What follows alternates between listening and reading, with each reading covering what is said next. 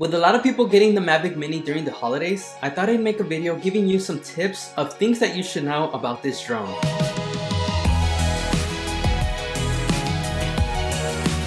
So the first thing that you should be doing when you get your drone is updating the firmware. DJI has already put out updates to fix common problems and improve flight stability overall. Learn about your local drone regulations. If you live in the US, drones above 250 grams will need to be registered with the FAA. Luckily, the Mavic Mini is just 249 grams. Other safety tips that the FAA recommends are flying your drone at or below 400 feet. Respect others' privacy.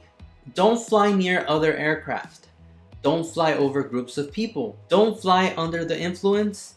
And be aware of FAA airspace restrictions. I'll have a link in the description below so you can read more about this. To start the drone, you press this button on the Fly app. You can also use your remote to turn on and off the motors by pressing both sticks down and to the sides. To land the drone on your hand, don't just grab the drone from the air. Stick your hand out and bring the drone down until you hear beeping. Make sure that the GPS is enabled on the Fly app, and make sure to set your home point before takeoff so that your drone knows where to return to when you press the return to home button. If you walked away from the takeoff location, you can update your home point in settings. If you're using the return to home function or doing an auto shot, you should still be paying attention to the direction that the drone is going. If you see any obstacles along the way, you can always take over by moving the control sticks. When the drone is returning, it will be making a beeping noise, and you can turn this off by pressing the return to home button. If you are ever in a situation where you need your drone to stop immediately, pressing the return to home button will also make it come to a complete stop. If you crash your drone, you should know more or less where it landed since it should be in your line of sight at all times. But if you go into the Find My Drone option, it will show where your drone is relative to you, and you can also enable flashing and beeping to make it easier to find.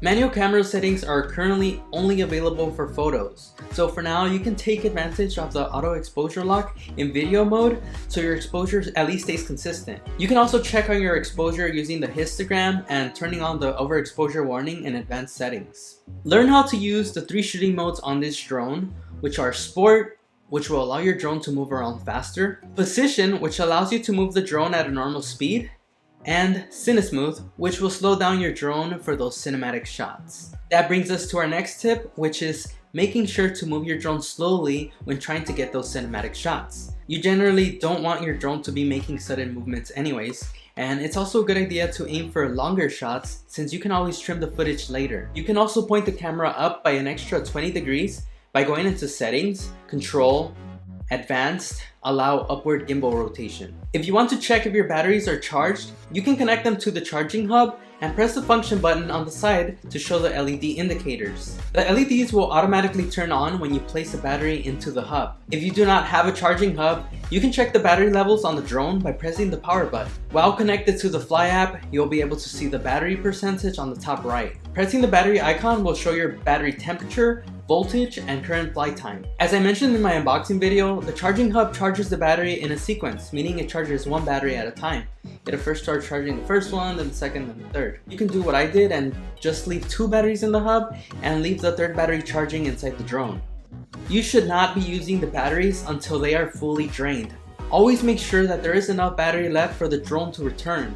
Since you only get 30 minutes of maximum flight time per battery, and charging times can take a long time, I would recommend getting extra batteries. The extra batteries will come in handy, especially if you're going somewhere far and you're going to be recording for a few hours. It would ruin the whole day if you had to carry all your equipment and then your batteries die on you. So you should try and make it a habit to double check that you have all the basics down. That includes everything from checking that you have the RC cable, that you remove the gimbal protector, you have a charged battery, and an SD card. And this sounds like common sense, and it is, but if you've been shooting long enough, you know what I'm talking about. And that is it for this video. Give this video a thumbs up if you found any of these tips helpful, subscribe for more videos, and I'll see you in the next one.